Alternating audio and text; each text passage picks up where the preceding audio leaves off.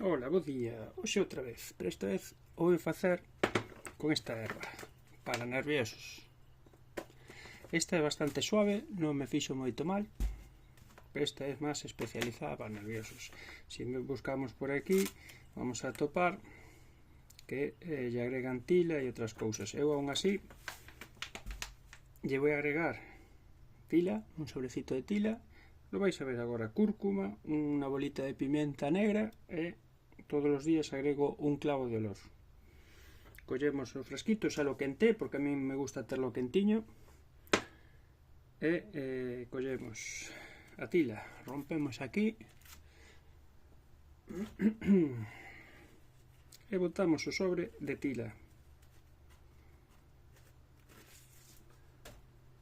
E botamos do tamaño unha aspirina, a cúrcuma, a pelotita da pimenta para que active a curcumina e o clavo de olor.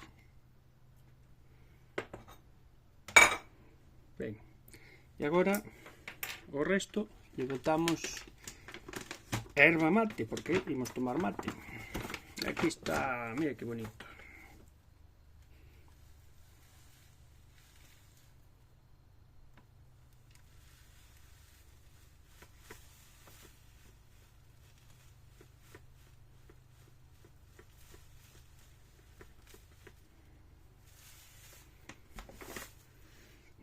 Un poquinho máis, un poquinho máis.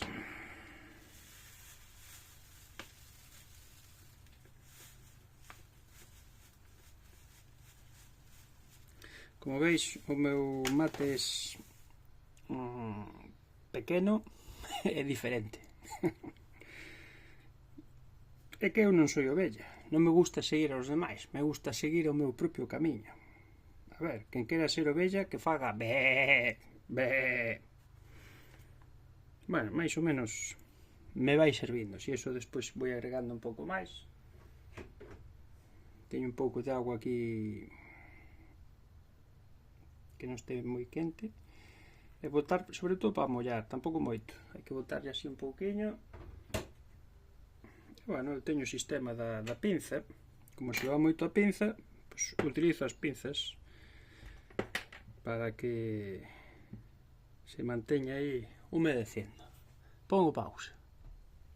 Moi ben, deixamos reposar un par de minutos e agora imos pouquiño a pouco a facer a montaña. Mirad como xa medrou un pouquiño e sobresaliu aquí un pouquiño e va collendo consistencia. Agora a erva está húmeda, entonces é máis fácil facer unha parede. Como eu lle chamo unha parede, a montañita, podeis chamar como queráis, a cueva, a facer a cova, a ver se entra a bruxa.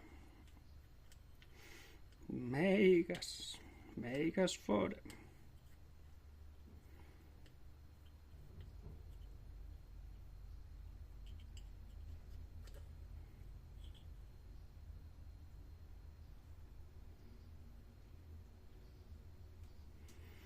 Como é un mate pequeno, pois hai que ter cuidado, ir despaciño.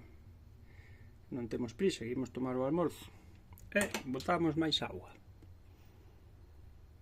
A ver que o collí, aí va.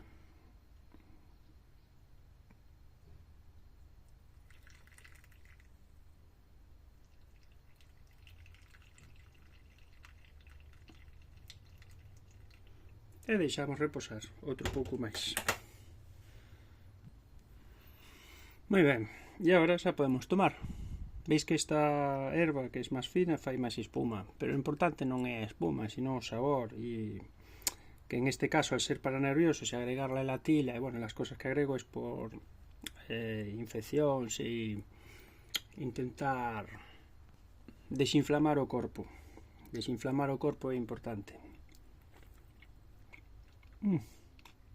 Está quente.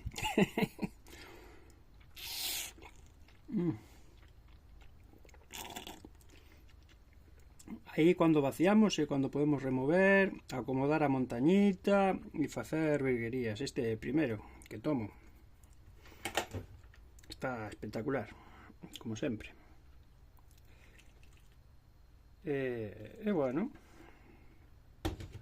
como esta semana ven esa Semana das Letras Galegas, aquí dende a futura República Galega, mirad que espuma, mirad que espuma, mirad que espuma. Pois teño ben claro que non vou deixar o mate, aunque me lo hayan prohibido moitas veces, pero gustaría que me compartir con vostedes. Bueno, se veño moi abanderado. Por tanto, non é que a bandeira sexa grande, sino que o corazón sexa grande. E bueno, como son as letras galegas, eu vou falar un pouquiño de Begoña Caamaño, que foi unha xornalista que estivo na radio e escribiu bastantes cousas, que é a que ten vai estar o sea, bueno, ela falleció, está nas letras galegas deste ano. E bueno, a Sociedade Medulio, Cultural Medulio, perdón, que estive onte, pois fixeron un acto ali conmemorativo con súa biografía e súas cousas. Creo que vivió 52 anos máis ou menos, morreu de cáncer de páncreas, pero deixou cousas escritas moi interesantes, feministas, de loita, de defensa da lingua galega. Gustaríame compartir, sei que non todos lo vais a chegar ao final, pero gustaría compartir esta canción. Intentaré lerla o mellor posible, eu teño moitos de erros, pero intentaré facerlo o mellor posible e humildemente. Begoña Caamaño. Estreitas rúas, nun día de agonía, o lombo o peso da tristura infinda, sentido de desamparo amargo, no peito o corazón asestado, lizgairo raio rachou o ceo tráxico, suave luz espaventou a penumbra, e ergueuse entón a cabeza postrada, albisquei súpeto inxel sorriso, ollos que en segredo falaban, sentirme amparado e protegido por tanta comprensión que prodigaban. Era ela, Begoña Caamaño, unha muller de estirpe rosaliana, chea de coraxe e entrega á causa da Galiza liberada. O tempo pareceu estantio nas casas reais da Divina Compostela, e soñei que Begoña era amazona rebelde da Galiza esperanzada. Quero agradecer á Sociedade Cultural Medulio por el acto que fixeron onte e bueno, que eu aprendi e aprendo moito. E nada, despedirme aquí pois coa miña banderiña, que pasades unha boa semana e feliz día das letras galegas. Vivamos como galegos, falemos galego, o mellor que podemos facer, defender o noso.